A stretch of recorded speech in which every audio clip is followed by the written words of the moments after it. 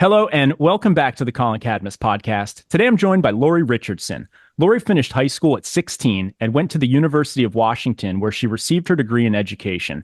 She then became a teacher, but was quickly discouraged by the limited earning potential and found her way into B2B sales, where the sky's the limit. She started at the bottom in SDR and BDR roles, became a full cycle rep, and then worked in sales leadership for over 18 years before launching her sales strategy firm, Score More Sales, where she helps mid-sized technology, distribution, and services companies grow frontline revenues. She's a widely known and respected voice in the community, the host of the Women Sales Pros podcast, an advisor to many companies, and a sales coach at Harvard Business School. So I'm excited to get her thoughts on all that's changing in B2B sales and find out what she thinks is working and what isn't as we prepare for 2025 and beyond. Before we get started, if you're watching on YouTube, please take a moment to subscribe to the channel, like the video, and leave us a comment if you have questions or feedback. If you're joining us from Spotify or Apple Podcasts, please drop us a review and let us know what you think of the episode. This stuff really helps to grow the audience. Without further ado, let's dive in and get her thoughts. Lori, thanks for joining me and welcome to the show. Hey, Colin, it's so great to see you and talk about sales today. Likewise, like we were just saying before we got started, I feel like I know you. It's another one of those interviews where I've been following you for so long that it feels strange that it's the first time we're talking, but here we are. It's good to finally get acquainted. I'd like to start out. I don't know if you've dove into previous episodes, but what I've been doing over the last, 10 to 15 episodes is asking a bunch of the same questions to people because I want to gather people's thoughts and get a sense where people stand. A lot has been changing. There's kind of lots of debates on different topics going around. And the first topic I want to kick it off with is to just get your sense here as a foundation. What do you think is broken with B2B outbound sales, and how did we get here? Wow. That's a long answer for that. I would imagine, and I thought about it in a lot of different aspects. And what I feel like is we were living so high on the hog for a while there that everybody got really sloppy, and a lot of people came into sales not really even thinking that there was process and methodology and any kind of a foundational element behind it. And for me, I mean, I started way back in the old days of selling where we did very foundational things. I mean, I would say one of the big areas that's a problem is research.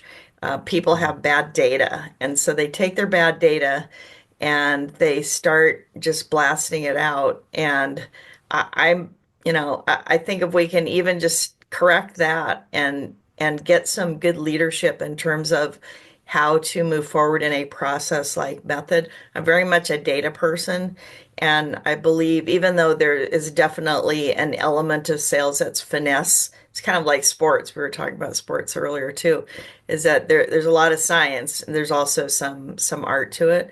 But let's get the data clean. And I noticed you had a post about that too. Yeah, I was going to say, I just talked about that, the importance of that this morning. Yeah, it's so critical. And then, start from there and then train the sales reps on a process and be human and conversational and have the managers hold them accountable and work together, set some big goals. And I just feel like we've lost our way in a lot of aspects of that to where it's really junky. What do you see as is there a glaring difference? I mean, you've been in the game a long time. You've probably seen I don't know if it feels like chapters or evolutions where pages turn and a lot changes. Eras.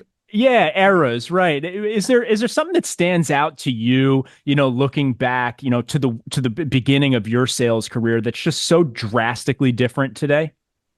No, I mean, that's the funny thing is that things will happen and people say, well, this is a new way of selling. And I remember when the SDR BDR role came about. I mean, I did that, in the mid 80s, where you could set people up to hand it over to someone to close the deal. I mean, there's a lot. It's kind of like clothing that, the styles Yeah. cycle, right? They come back into fashion, and we've been through our bell bottom years, I think, in sales, and now we're in kind of a more of a straight leg, kind of a jeans trend. But what the good thing is I'm really excited because I think this is an exciting time. I don't know if you do. I would imagine you do. Yeah. And this is a time where we're going to see mammoth advancement in process and data, and better data, and just doing more to help the sellers. Sellers are going to be doing higher level roles, and we're not going to do the low level stuff. It's going to be a different career. So people that know how to be empathetic and people who know about communication skills, those are the people that are going to shine and they're going to excel. I want to go a little bit off my scripted questions here just because I want to build a little bit of context around what it was like when you started as a BDR in the 80s. I think a lot of people don't even realize that BDRs existed in the 80s, right? Some people Yeah, seem to think that that was sort of a new, software type of role. But yeah, I imagine when you were doing it, it was on the phones. You were yeah, not sending out emails, right? yeah, Was the yeah, general workflow? I mean, I'm going to assume that it was similar to my first sales job, even though mine was many years later. But it was basically we were making, 100 to 200 cold calls a day. We were yeah, given a very raw list of just, tons of leads. And, yeah. half of them, the phone numbers were old or whatever. And you just had to move fast and just get through them. We were following a script and it was very transactional. Was that sort of what it was like when you started out? Yeah, it with less cold calling though. It was even Hmm. before cold calling was big. Uh, I sold computer hardware and software. I literally sold software in a box. That's what I tell people. It was on the shelves of the yeah. retail store that I worked out of. And because I was in Seattle, I was in the land of Microsoft, and Bill Gates was going to put a computer on everybody's desk Yeah. in business. And we were getting people to downsize from mainframes and mini computers to personal computers. And it was an exciting time then. And I feel some of that same excitement today. I haven't felt that in a long time. So I'm just really curious about what's coming up next, as we all are. So you say it wasn't a lot of cold calling. Were you going out in person, meeting with We people? we had so many incoming calls. It was Okay. So it was unbelievable. over the phones, just not It was necessarily over the cold. phone, definitely. Yeah. Got And it. and people would get on a waiting list because we couldn't make the hardware fast enough. I worked for a reseller. So the channel, I was like a channel seller. Okay. And so I sold Apple, IBM. There was a big computer company called Compaq. I don't know if you I remember remember that. them. I think we had one at one point in my Yeah, house. they Yeah. luggable computers and Yeah. even Texas Instruments, all sorts of different companies. And it was very exciting back then. We couldn't sell fast enough, which was a fun problem to have, I was And going to then, say, when you said there was a waiting list, that sounds to me like that might be the glaring difference between today and yeah, then. Is now that's just the markets are saturated with yeah, competition and there's no waiting lists for most things yeah. today. And we owned the knowledge, they had to come to us. And that was the big difference that we saw a number of years back when all of a sudden the buyers level the playing field by saying, no, no, this is what I want, this is what I know. Hmm. So one thing that I think is that we can't get to a completely no salesperson process because we're still selling technical concepts and services, and it's not just hardware and software. And yet we have to make it easier and we have to offer more information before the human gets involved, right? Yeah, that really is a huge difference. That's actually one of the things I talk a lot about in my course and in my content is really we're ungating the content, right? We used to be the Yeah. gatekeeper of all the information. If you wanted to potentially get some software or hardware or whatever, you had to come to a salesperson. But now what's happening, and this, I think Gartner put this data out back in 2019, is they said people were getting 80% of the way through the buying journey before speaking to a salesperson. And they're able to do this because they can go on Google and ChatGPT and do all of Right. this research. They're able to access this data now, which is interesting because in many cases, I think we're going through the transition today where it's like you need to release your data, you need to put it all out there, you need to be publishing everything because if they can't find it, they may not even look into you, right? Right. Yeah, you don't even know who's excluded you because Yeah, they never yeah, even got to you. So yeah, so yeah. that's something I think about a lot. And I as we're changing our, our digital presence to be more informed and less, connect with us and we'll talk to you. People don't want to do that. Yeah, yeah. Well, this will tie us a little bit into the next question where I want to get your thoughts on the growth at all costs model, which to be clear is basically the VC model that we've been operating under for the last, couple decades. And the concept is quite simple for those who are listening. It's pretty much we've got some product market fit, we've got a few customers, we want to pour fuel on that fire and grow as fast as we possibly can, and we're going to break tons of things on the way and we're going to burn lots of cash and we don't really care. We just want to, show that we're adding users at the top of this funnel at some, tremendous rate. Now, my question here is, what do you think's happening to that model? But I almost want to add a second piece in because I'm curious to ask from your perspective, when did you see that start to happen? Do you recall sort of a transition, or is it just too far, and No, it's too blended? yeah, I mean, I think back when we had clients who just, they couldn't buy fast enough, just like we were talking about. And they were just adding more people. They didn't have time to talk and they didn't have time to think or Mm, plan ahead. And that's when it was worrisome. Like this is just too much too fast. And then it imploded. yeah, And so I think that now we see our clients certainly are a lot more mindful about growth and they're taking it slow and they're growing at not at all cost but at a smart pace and not similar to the company I worked for in back in 2000. It was actually my last corporate job way back then, and they were very they didn't blow money like a lot of they call them .com companies back then. And these guys were really miserly about how they spent their money, and they were really smart, and they had a slow growth, and they didn't become the overnight billion-dollar companies, mm. but they had a really great plan and they sold the company and everybody was happy. And that I feel like it's the same thing that we're seeing now is that people are just being a lot more mindful and not just do anything whatever it takes. Yeah, I think venture capital has become sort of like a very addictive drug. I would argue that if we didn't have fentanyl in the US, it would probably be the most addictive drug. And it literally, I say it's an addiction because once you start, you can't stop. Once you Yeah. raise that big round of funding, what comes along with that is some crazy revenue target that basically means you have to become a unicorn. That's essentially what they're expecting. And the downside to this is that the investment model is they're going to take about 20 companies and invest in them, and they're going to hope for one or two to become a unicorn. And as Yeah. long as that happens, everything works out for them. The Right. problem is that, the big gripe that I have with that is let's say you have 100 people at each company. Well, now Yeah. you just have 18 or 19 companies times 100 people that all just basically got screwed over so Yeah. that one or two companies could make it.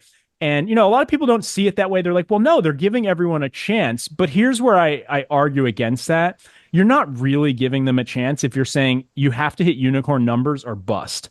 That's Yeah. not really a chance. And you just highlighted that with the experience you had at that company where they're able to grow a great business and maybe Yeah. they do take a little longer to get there because they're not trying to fit some cookie cutter mold of like we have to hit, we have to triple our revenue twice and then double it three times just because that's what works for the VC model.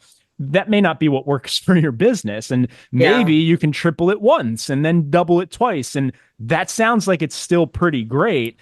But if it doesn't fit this cookie cutter mold, they're like, well, your valuation didn't go up. And so we're not interested in the next round. And so really, we've all just become a sort of like chess pieces or Yeah. poker chips to like a big gambling, sort of, thing that's going on. And It's like Yeah. SaaStr. Did you go to SaaStr? Oh, I've been. Yeah, yeah. Hey, this past year they had gambling on the floor. Oh, did they? I didn't go this Yeah, past year, but it's what it is. These venture yeah, capitalists are gamblers. They're yeah, compulsive gamblers. Now they're strategic, and I'm not trying to belittle what they do or yeah, anything. yeah. But we all need to be well aware that the reason we do things the way we do, it's all driven by that. And so I think what we've seen over the last couple of years, sort of since COVID, is the venture capital has slowed down. And now everyone's being forced to start to think like a real entrepreneur because they have to actually make some money so that they Right. can keep paying people and moving the ship forward. So, Yeah, and I think you have to really know who you're beholden to because it's not good when someone's telling you how you have to do something when in mhm. fact you want to do it a different way. And in building sales teams, it's kind of nice to be insulated and just be able to do what you know works without someone who doesn't know much about sales telling you how you should not do it that way. Yeah, and that's how they promise it. Usually, they say, look, I don't know anything about sales. I'm just a technical CEO. I need you to come in and do this. And then you get in there, and all of a sudden, it's like every week or month, they're sort of telling you what to do. And you're like, I'm a little bit confused here. I thought you wanted me to do this thing. And they're like, yeah, well, but we need you to do this. And it's like, what's a little bit different than me doing it, right? Yeah, And so it's like it just sort of starts out that way, but it's always the board. It's always the venture capitalists. yeah, If they see that you've got some sales leader who wants to try some new thing or be innovative, they're like, well, let's keep the innovation on the tech side of the business and just keep doing things the way we've been doing them because that's what our business model requires. And right. it's like, well, I don't really want to gamble my career that way necessarily, right? And I Yeah, think that's what we're seeing a lot of pushback like that, which is good because at the end of the day, this is how unions were formed, right? By yeah, people being forced to do things and all this sort of stuff and not being able to have a voice. And so, in many ways, COVID was a blessing in disguise for for founders and really this whole venture sort of industry that's been taking place. It's allowing people to actually just open their eyes and see that maybe everyone can do this a little bit different and they can tailor the strategy to what works best for them. yeah. And I mean, the fact that you can have a successful sales career today and be fully remote is amazing. That would have never happened without COVID. It would have never Yeah. happened because Yeah. Or maybe I 20 remember, years from now it would have happened, yeah, right? yeah, you're right, down the Very road. gradually. Yeah, But that pulled the wow. plug fast. Yeah, and I think, I advocate a lot for more women in sales and for stay at home for parents and Yes. moms and dads, but anybody, especially if you're a single parent, it's a great opportunity. You don't have to go to a company that goes in the office 2, 3 times a week if you don't want to. There are Yeah. those companies that will never be in person, and that's Yeah. a really great thing. I love that. It's lowered the barrier to entry too, which is nice. So Yeah. people can get their startup up and running. Maybe they don't need that venture capital because they're sort of just working remote. They're hiring some people overseas to keep some costs down or whatever. And then you actually have the luxury of not being told what to do by a VC. And so it sort of opens these other doors to growing companies new ways. And a lot of these futurists are out there saying that we're not far away from $1 billion company being built by 1 to 3 people. And that's That's wild. interesting. And they may That's not have a headquarters or an office. They may do it from their apartment. And that's Hey, if you got wild. that But going, I'll work with you on that. right, yeah, hey, if someone could come up with that idea, it's going to be Yeah, an engineer. What it's going to yeah, probably be is going to be a brilliant engineer who really masters not only building the right product, but how to build a perfect PLG motion so that they don't need salespeople. Like that's probably going to be where that comes from. But that actually yeah, ties us nicely into the next question. I want to get your thoughts, if you have any, on the future of AI in sales. Obviously, there's a lot going on today. We're still a bit early here, I think. We've got the AI SDR, which I think is the big conversation of the year. Do you have yeah. thoughts there? Do you see that working? Do you see salespeople getting replaced in any sort of way? Or do you sort of see it as, Oh, well, these are just tools that we'll use? yeah. So a lot of different things. I spent some days last week at Concentrix had a future of sales conference in Nashville, which was really great. And we talked a lot about the fact that we have tools already now that can help salespeople. One of the most elegant things I've seen lately is there's more than one of these different tools that will coach your rep. So it will have a conversation with your rep and then give the feedback to the manager who can now distill it and have a more higher level conversation. I mean, that's a great example of the use of AI. It's not like, oh, we're just going to coach our reps with AI. I mean, we're not going to do that, but the first step we will, and we'll collect data, and we can maybe detect deals easier through AI. We can use it to get rid of a lot of the research time Yes. and just take advantage of. But what that requires is a higher level of skill for whoever's left. If you're a BDR and you don't know how to sell, I mean, you need to learn communication skills and you need to learn Mm. more complex things. So that's what I would be doing if I was a newer salesperson or an early sales manager. I'd be working on communication, empathy, um, deal creation of deals and negotiation, all that kind of stuff that AI is not going to do for us. But Yeah, I I'm think excited. it is exciting. I think that I agree with you on all of that, by the way. I think sort of what we're going to see, people like to say, like, is it replacing salespeople? It's it's probably going to reduce the amount of salespeople that certain companies need. And in effect, what that probably means is it's going to replace the bottom performers in a sense, because what Yay, it'll allow the better performers to just do more, right? which So is then you good. can, which is great. Yeah. So I Yeah, think it's a win across the board in that regard. Less jobs is not necessarily a bad thing yeah, because the industry has been firing people and they're missing quota. And so it's like the jobs haven't been great. So if we're looking at a world where maybe the sales teams are half the size but twice as productive and they're hitting their quota, this is yeah, actually a positive outcome, even though it's less employment because the employment wasn't stable anyway. right. So that's one of the ways I try to look optimistically at it. But yeah, I also like to just look back at like the spreadsheet, right? I mean, accountants before they had that, my Grammy was an accountant. She did bookkeeping, and she'd work from home and she would run the books for a few businesses. She was raising five kids, so she did this, on the side, Yeah, and not even on the side. She did it while she was raising five kids, but yeah, and she had her what do they call it? Those adding machines with the paper roll. right. I Yeah, forget even what you call them, and she'd be sitting there going nuts with that thing, and it's like a spreadsheet, makes it so that someone can do 10x that work. right. And she never learned how to use spreadsheets and computers and whatnot. And so, eventually Yeah, she's replaced by people who do that. So right. the same thing, I think, Yeah. really what we're seeing here today. Yeah, and we can scale up and, learn what's next. And that's the fun thing about it. Yeah. That's why I think I've loved this profession of selling is that you really need to be a lifelong learner. And when you stop and think that you know it all, I mean, that's when you should be done, Yeah. in my opinion. Yeah, it never stops changing either. Because even Yeah. even if you master selling your product, there's always a new competitor. There's always something Yeah. new. Yeah, it's always changing. Yeah. I wanna get your thoughts on quota attainment. Now, this has evolved, I imagine a lot. I would imagine if we were to go back to the 80s, people were crushing their quota. It sounds like just based on, or maybe they were setting quotas super high, but sounds like there was lots of demand. Can you sort of walk Yeah. me through a general, it's just a high level timeline? I mean, of your career, were people crushing quota at a certain point and you've seen it just sort of get more You know difficult what? over time or Quota is it's something, and comp plans, it's something that's always been gamed. Over the years, it's like if you hit your quota, then the company raises it, right? yeah, They raise the numbers, it and was too uh, low.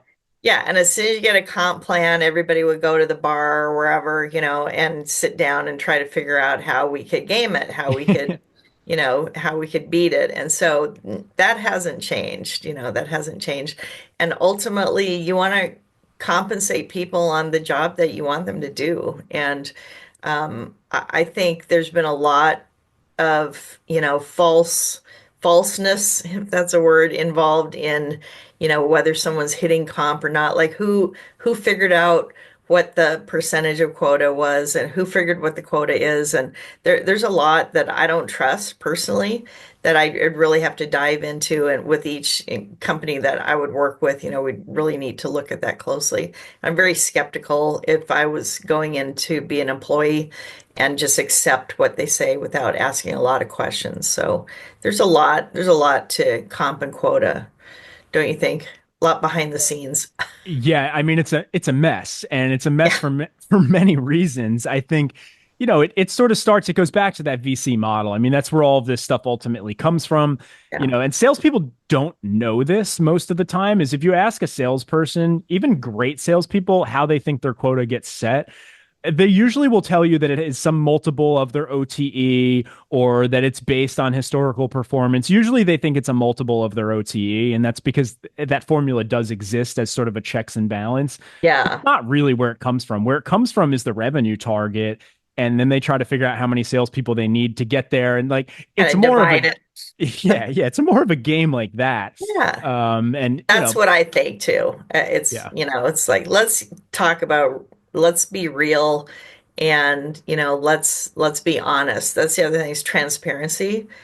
When you were talking about unions way back in the day, the sales team I worked with almost started a union because we weren't being shown the honest cost of our goods.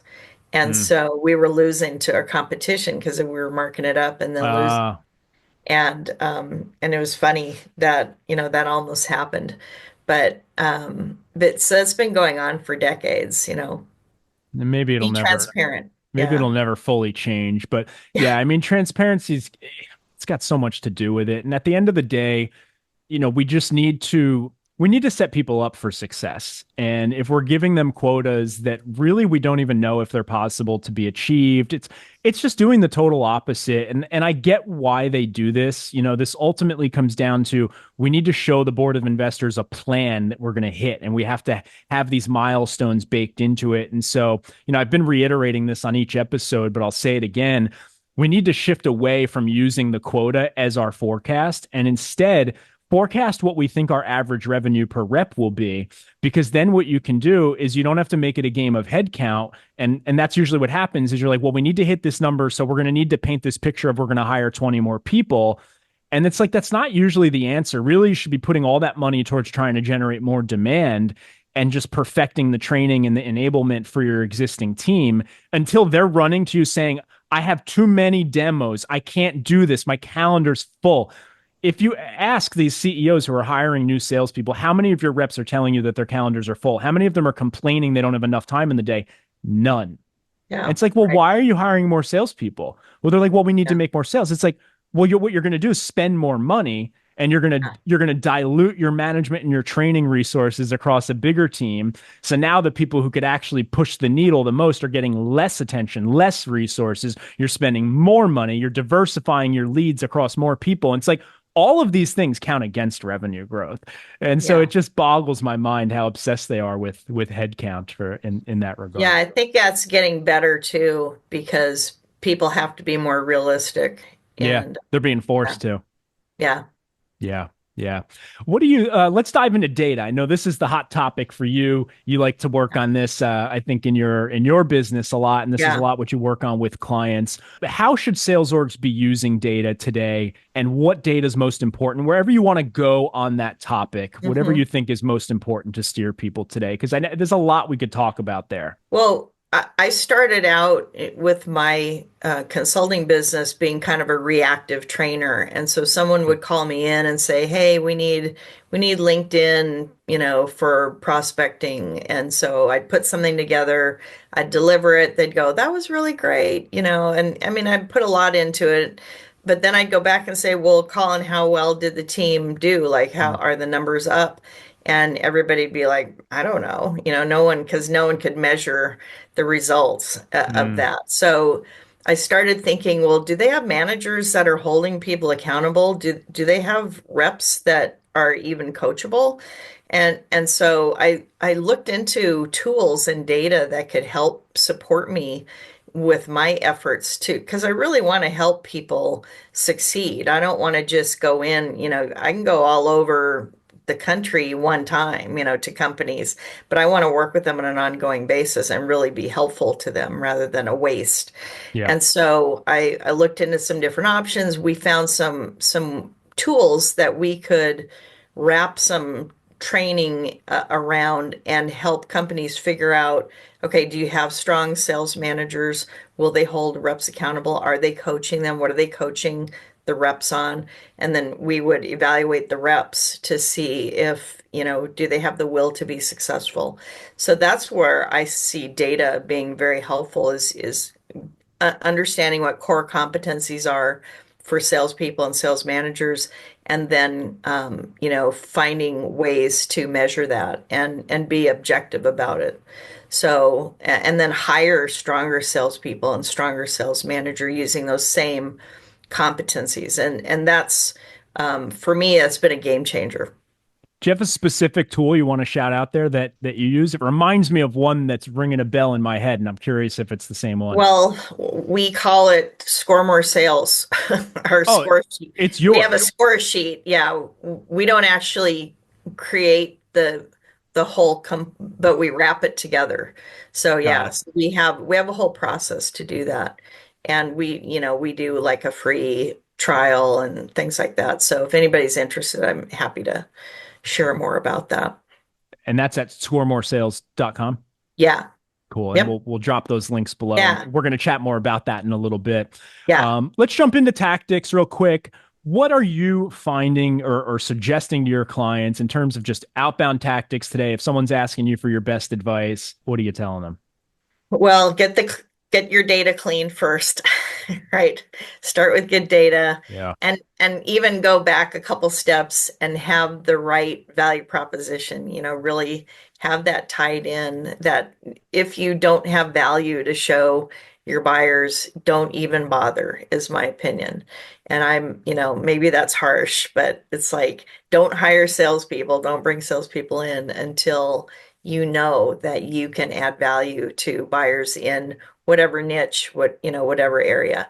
And so now that you have that and you have good data, it's going to take that multifaceted approach to reach buyers. And I've always leveraged LinkedIn for service businesses and for the people that are on LinkedIn. Not everyone is. There's a Yeah. certain percentage of the market, depending on what you're selling in manufacturing or distribution. So find out, where those people are. And, people do open email. Some people do answer the phone, although that's a lot harder. Do you answer your phone? I did the other day and I never do. It's funny you ask because I always keep my phone on just do not disturb. It's just Yeah, basically on that all the time, unless I'm expecting a call that I yeah, know is important that I want to answer. For the most part, I'm just going to look at my messages. And most people I communicate with, if they need me, they're either going to text or email me. yeah, Unless it's a scheduled call or a Zoom, like I don't really have that much of a need to get on the phone anymore. But the yeah. other day, I actually have been shouting out this product, Full and Rich, which is what I posted about today that people are using to basically enrich their data so they can take Yeah. their list and run it through there. And it'll Mm. check if you've got, it'll reference like 50 different data providers and show them Oh, if you've got incorrect or correct phone numbers or whatnot. And after I shouted them out the first time, I had made the mistake of not making sure that my personal phone number wasn't in there, but it was. And then all of a sudden I was getting cold calls all week. So the tool works, by the way. They had my number and they were nice enough to remove it when I asked. But yeah, I actually got hit up with a lot of cold calls this past week. And I did answer one. I let the guy run through and he did a pretty good job on the call and all that. that's good. At the end of the day, I didn't need what he was selling. So, Right. but Yeah, yeah, I and that's mostly don't answer the phone. yeah, and that's the biggest problem for salespeople to realize that there's only a percentage of the market that's looking for your product or service at any given time. Yeah. And so you have to weigh the odds and how you want to reach people. So I think it's tricky. It's a lot harder than it's different. It may be not harder because you also have all the data that we didn't used to have. So But it's so just does everyone, right? yeah, right. Yeah. Yeah. So Yeah, it's it's kind more of like noise. marketing. Yeah, it's like once everyone does the same thing, then we have Yeah. to do something else. So Yeah. it's always Yeah. going to evolve. But the biggest thing is to be creative. I mean, this time of year, for the people who actually are on your radar and you know where they are, send them a card. A handwritten Holiday note. cards are huge. Something Huge. actually handwritten too. Don't go to those websites that like use a machine to No. handwrite it. Like actually do it. Yeah, that person and make a typo, smear the ink a little bit. Yeah. Like let it look real. Yeah, let it be Yeah, yeah. authentic. But be creative, do something different. Yeah, standing out. It is the hardest thing to do today because you have to constantly be iterating because once you find something that works, everyone does it, and then it just turns into noise. Yeah, and this isn't good for like mass reaching people, but I usually work with people that have a smaller list. And when you know your target and you know that at some point they could really benefit from your service or your products, don't give up. I mean, Yeah. don't pester them, but don't just say, well, we tried, don't think that if they were interested, they'd reply because that doesn't happen. The people that I end up buying from, they follow up with me and they understand that I can't, I'm not always going to reply to an email, but they're going to say something on LinkedIn, they're going to like my comment, and then I'm going to be like, Mm. "Oh yeah. Oh, that's Colin. Oh yeah, he's been calling me." And that's a smart way to get through the noise. You hit the nail on the head. I smiled so big when you said that. That's one of the lessons I teach in my course, The Modern Outbound System, is I actually suggest to people to take a refined list of your best Yeah. accounts and spend maybe even 30 to 60 days before you even start reaching out to them, just engaging with their social media. So you Yeah. just become somewhat familiar. And Yeah. then by time you reach out, the connect rates are they're not even comparable to what they would have Yeah. been the first time around. So It's more sometimes it's familiar. like do that Yeah. first. Yeah. Yeah, it's familiarity. That's what it comes down to. Yeah. Do you have a preference for sort of cadence lengths? Everyone's debating today, should we be sending a 20 email cadence? Should I just do one and done? What do you think? Or is it Yeah, different for I everyone? think it depends on the product or service, the sales cycle. If it's a really long sales cycle, I'm not going to do as much. But I mean, for smaller purchases, yeah, do more. And for bigger, it's just don't think that you're done because you sent a couple. I mean, one of the things that I just got done doing this quarter was working with Harvard Business School students, and they were surprised at how you actually would need to send several emails or leave voicemails, and that I didn't answer my phone Yeah. when they tried to call me, and it's something that if you're not used to doing that, you see that, yeah, it takes time. It's an evolution. What's their reaction to that when a Harvard student's sitting there? Are they thinking, well, I don't want to annoy people? Are they Yeah, they asking those are. They're questions? Yeah. thinking that I don't want to be annoying. Yeah. And it would be annoying if I do that, even if, I don't want to distract anyone or bother anyone. You got to get Um, over but that they, real but fast. they did it. Yeah, they actually did it, and they had some good successes, which is kind of interesting. It's all about the wins. You got to get a couple wins under your belt. And then once you connect that dot, you're like, oh, I see. It's all Yeah. worth it for that, right? For that Yeah. moment. Yeah. And it's about the activity. So every day, are you talking to people? And I think that's the biggest thing. Or if you're actually talking to people who are decision makers or can influence a decision, part of a buying team or a strategic referrer, we need to talk to those people every day, because if you talk to people like that every day, you're going to have opportunities. It's when you're, Mm. mired in other things and you have every excuse to not be doing that, that you're not going to have those opportunities. So Yeah. be connecting with people and talking with them and learning about what they need and how you can help them, how you can serve them. Yeah, you need more at bats. And you said something before. I want to just back up to make sure. I think I understood it, and I want to make sure that I highlight it. I think you said for transactional sales, is going to be probably some more volume on your outreach, some more Yeah. follow-ups, right? So I Yeah. wholeheartedly agree with that. I come from a largely transactional SMB background, and then we grew into mid-market and enterprise and all those companies. But it's definitely the case. If especially my first sales job, we were selling a very inexpensive service to restaurant owners. And we Mm. would call them 10, 20 times, 30 Yeah. times until you get them on the phone. And they'll hang up on you and we'd call back and be like, oh, I'm sorry, I think we got disconnected. And they're like, no, I hung up. And then we'll call back, I think we got disconnected again. Like, and it would work. Like eventually they'd be like, Right. all right, what do you want? Explain it to Yeah, me. And some of exactly. them, so, but in the enterprise, people will bat an eye. They're like, you can't do that. And they're right. It's very different worlds in some of those. You got to know who you're targeting, who you're speaking Right. to, but especially if you're calling on storefront like local businesses, Yeah. they'll hang up on you and you don't know who's answering the phone. You could call 10 times, different person answers every time. So, Yeah.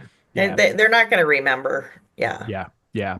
Okay, let's get your thoughts here real quick. Do you have favorite sales tools? Anything that you think today needs to be in people's tech stacks? I've been enjoying asking this lately because it used to be everyone had the same answers, but now there's Uh, so many tools out there. Everyone used to say you need Salesforce, you need SalesLoft, and you need Gong, or they would say Outreach. Like it was kind of those three, but now there's so much that there I'm are so interested to many. ask. Is there anything that you are Yeah. currently loving as a must-have? Well, must have. I'm really big on the candidate assessment and evaluating existing teams with the tools that we use. So I got to make that plug first and foremost. After that, grow.ai. I don't know if you're familiar with them, but that's Sounds familiar, but I don't know what that's they one do. of the coaching, one of the sales Okay. coaching tools that we've seen to be really effective. I'm a big Navigator person, so if you don't have Sales Navigator, I mean, I don't know, Like, maybe, what are you doing? Yeah, yeah, you yeah. get data somehow, I Unless guess. unless you're selling to those local businesses that are not Right. on LinkedIn, sure, right. Yeah, and I've had a paid LinkedIn account like forever. I can't even remember when I didn't pay LinkedIn for something. I was an early adopter. I was like 30,000 or something, like way, way back. Well, and that Uh, says a lot because it's not cheap, no, right? I So if you know. keep paying for it, it must be Yeah. doing something. Yeah. Yeah, we use HubSpot. That works really well for us. And Fixer.ai, I saw you're an advisor for them too. Yeah. And that's been really helpful for me. That's a tool that helps me a lot I'm a for fan. I'm a fan of starters. all of the above. Yeah. Okay, let's talk about Score More Sales and everything that you're working on. Give me a sense. I mean, I tried to describe it above, but give me the Yeah. elevator pitch. What is Score More Sales? Who should work with you? And then anything Yeah. else you're working on. I mean, we help companies that think they have a problem with they don't know if they have the right reps, they don't know if the or they don't know if they have the right managers or leadership. We help them with data to figure out the people, the process pipeline, and the leadership. And then we give them the data, and then we recommend, if we coach you, consult, whatever, or work with somebody else. So it's not a huge, some people say it's just a huge thing to tackle to work with someone, but we're really easy to work with in that way. And then, but I also have this big passion to get more women into sales and sales leadership, particularly in tech. Women are leaving the industry. I feel like Are you I'm seeing that they're losing that. leaving? Because I was going Yeah. to say, I feel Oh, like we've yeah. made a lot of progress over the last decade, Yeah. at In least my some ways. perspective, but I haven't really seen data on it to back that up. Yeah. But you're seeing it now go in reverse? I'm talking to women that I was in Boston last week, and I talked to women that have been in tech leadership, sales, or adjacent roles like success, and they're just tired. It's still Mm, kind of an old boys, or not old boys, but it's more like a boys club kind of mm, feeling, and they're often still the only woman in leadership in go to market, and they're just tired of it. So yeah, unfortunately, a lot of good people are going to be leaving. That they'll probably do their own thing. They'll be fractional. They'll find another way to engage, and that's fine. yeah.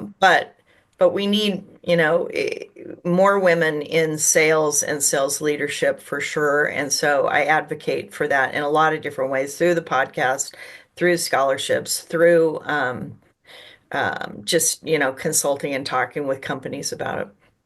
What are some things, and this is a tough question, but I want to ask you while I've got you here. Yeah.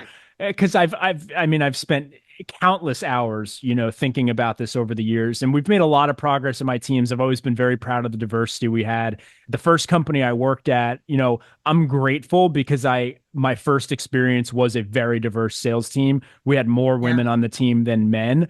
They Wow. were just really, really good. They were the top salespeople. I mean, I was like, I was up there as well. I won top salespeople, but um, there was nothing to be said about the fact that like it was not a women's or men's thing, whatever, at this Right. particular company. And so because I started there, to me, like my perception was like women are great salespeople. Like it never was like even a Right. thing. Yeah. But hiring them in other companies can be difficult, especially if they don't already have that base of women, because they just don't feel like it's a place for them, maybe when they come in there. Yeah. At least this was my assumption. And so Yeah. one of the things that I did, and I want to just sort of get your ideas here on what people can do Mhm. to make this better, but is I found that what we wanted to do was involve women in the interview process so they at least felt like they weren't just coming into a room full of dudes, so to speak. Yeah. Are there other tactics like that, other tips that just really work to make it easier to not only recruit more women, but more importantly to retain them and make them help them enjoy actually being there so it doesn't turn out like, like the stories you just described? Yeah, absolutely. I mean, it's a leadership issue. It's men who support the idea that diversity and inclusion make for better sales teams. And they're willing to say, hey, that's locker room talk, Mm, we're not going to talk that way in our sales, area. I actually wrote a book called She Sells that came out over a year ago, and it answered a lot of the tactical things about what our male allies can do. It was really mm, written for managers who are having trouble finding, hiring, and retaining women who typically were men over women because most women know how to hire more right, women. Women right. tend to be good at it. That's why women leaders tend to have more women on their teams. But it's really just it's for the diversity and because when we have diversity of thought, it goes back to the creativity. I can solve a problem. I went into a company. My first job was much like yours. There were men and women. We were all young. We had a Yeah. great time. It was It so looked like a awesome. fraternity and sorority party that's what it looked Well, like. yeah, mine wasn't like that, but And but I mean that in a good way, not like debauchery. yeah, My school, the fraternities were very, we practiced chivalry. We like it was what it was okay, good. supposed to be. So I should add that note there. Yeah, exactly. So, yeah, assuming that scenario, I mean, my next company, they had never hired a woman for field sales, and that's what I did. And I took the place of a guy who was very arrogant, and he missed out on a big bid for a multi-million-dollar bid. When I came into place, I talked the company into letting us bid on it, and we ended up getting the deal. And it wasn't because I was a woman, but it was because I had different characteristics and Yes. I didn't have a big ego. And that's an example of how, when you have women and men on a team, it's going to help you out revenue wise and profit wise. Absolutely. I've seen in many instances, and it's sort of like you just said, you're like, it's not because I was a woman, or was it? Like, you don't really know. Sometimes it's Yeah. just things are different. And so we would have accounts that we would rotate. And sometimes there'd be, I would see, well, okay, that, these reps have reached out to these accounts, they're not getting responses, and rotate them into some new Yeah. names. And I started noticing in my head, well, maybe there's a trend. Like some of these accounts maybe are more likely to resonate or respond to a female voice, and maybe some are the other way. And so like you need diversity just for that reason in and of itself. Is Yeah. some people are just going to be more likely to be sold by a certain personality type, like just Well, that in and of itself, right? yeah, I like the data. Gong did this at one point where people would say, well, of course women do better, they can kind of flirt with the guys that they're calling on. But Gong's research showed that women did better with men and with women Yeah, than men yeah, did yeah, they do, in they terms do. of, so Yeah. so Now there it's might like, be some guys that's the case for. yeah, And some of it's awful. I mean, when I was leading training at Single Platform, the first company I worked at yeah, where we had all, huge fleet of women on the team, it was close yeah, to 50-50. I want to say it was more like 60% women. But we were calling on restaurant owners, and a lot of these guys were very rude. And Yeah. they would, harass them. They would say disgusting things. They would say, Yeah. "Oh, I'll fly you out to Florida, then I'll take a meeting with you," things like Yeah. this. And, Yep. luckily we had a team of very strong women who would not take that kind of BS from them, and they That's would let them great. have it. And, we led that from the top down, though. Like, Right. the first time you see a woman get off a call and she's crying because of what someone just said to her, I'm Yeah. picking up the phone to call him back to show her how we handle that. And then Yeah. next time she's got no problem. She's like, "Oh, I can, yeah, you're not going to let him talk to you And that that's what way. I Go ahead." meant by leadership. Men Yeah. can take that leadership role to help support more inclusive sales teams. We can't I do it guess on we our did own. it without knowing it in that Yeah. situation, but we defended them the same way we would defend our sister, mother, wife. Like, Yeah. if someone's going to scream at you, we're going to scream back, and then you're going to realize that you can do that. You don't need Yeah. us to do that. Right. And now if you're selling into the enterprise, it's different. But when you're dealing with, Yeah. pizza owners and whatnot, you got to put your foot down, or you're going to have a bunch of people crying, getting Yeah. destroyed verbally over the phones all That's day. right. So Yeah. yeah, there was a lot of that. Tell me about your scholarship. You mentioned earlier that there's a scholarship you're involved in. Yeah, I had a friend named Barbara Giamanco, and she was a real leader in getting more women into sales. And she passed away in 2020, and we did a scholarship in her name. So we give out $1,000 scholarships to between 8 and 12 or 14 women every year who are in sales education programs at different universities. I don't know if you know this, Colin, but there are over 200 universities around the country that have sales programs. I Um, knew there were a few. I had no idea there were over 200. Is that recently growing? no, we've had 200 for a number of years. Wow. I mean, at least the last 5 or 6 years that I've seen. And there's a book that the Sales Education Foundation, they put a list of all the universities that people can download for free. Hmm. Sales Education is foundation is the organization. And so we award these scholarships based on essays. And we just want the women to know that, sales is still a male majority sport and that we see them and that we, are working to champion them. So starting at college, because here's what happens. They excel in college. A lot of them win those sales competitions. They go to corporate, they get their entry level job, and then they maybe make sales manager, but then women don't get promoted in the next levels for whatever Hmm. reason. So that's where it's called a missing rung. We're missing that rung. It's not a glass ceiling, it's a missing rung. So we need to get more women promoted that want to, of course, but also that are capable. Women are very capable of doing that. Love it. And how do people get involved if they want to apply for that, or can people donate into it as well? Yeah, I would love to get companies to help support our efforts. It's a nonprofit and it's all handled by them and cutting the checks and everything. We don't get any fee. I don't get a fee for doing any. It's all volunteer, and our judges are volunteer. But saleseducationfoundation.org, or they can reach out to me, and I'm happy to. I share on my LinkedIn, like I posted all the winners yesterday on my page. So you can just look for Score More Sales on LinkedIn and you'll find it. The URL you said is saleseducationfoundation.org. Something like that.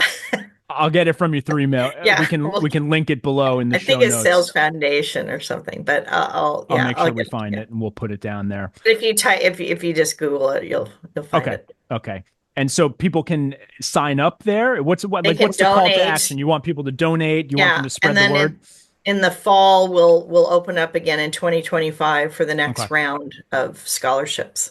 Awesome. So Is it to for certain talk up schools, or you're kind of all over? any schools that have sales programs that the Sales Education Foundation recognizes, and so they have a whole list of them, and you can get that list by state. It's great to support your local schools sales program if you have one. Here in Arizona, we have a great one, Arizona State University, and then there also I'm in Tucson, and we have University of Arizona's working to build a sales program there. So, volunteer your time if you have that opportunity. Do they talk about the customer success role in the sales education world? Is that sort of bulked into Yeah. that? Yeah, It is. some, different programs are more evolved than others. But there are places where they call them sales excellence programs, like UT Dallas is one with Dr. Dover, doing really great things for the whole cycle, whole sales cycle.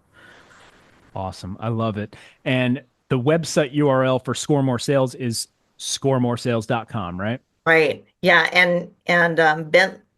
Bentley in Massachusetts, they have a great program, and Bryant in Rhode Island, they have a great program. That's kind of your neck I of the used to woods. I used to live right next to the Bryant Observatory Yeah. on Phillip Dr. Street in Stephanie, Providence. Dr. Stephanie Boyer has built a really big sales program there. It's really doing well there. That name rings a bell. I must have seen it or heard it somewhere. Yeah, Yeah, I it bet you does. have. Awesome. Well, where should people follow you? Obviously, you're on LinkedIn. Are you also on X or Instagram, anywhere Yeah, else? I'm kind of getting off of X. I'm looking at what's it called? Blue Sky. Blue I Sky. mean, yeah, try me at Instagram. We're building that up stronger. Score More Sales and Women's Sales Pros is usually how people find me. Awesome. Well, we'll put the links in the show notes below. And Lori, thank you so much for joining me. It was a pleasure. Yeah, it was such a pleasure. Thank you so much. Likewise.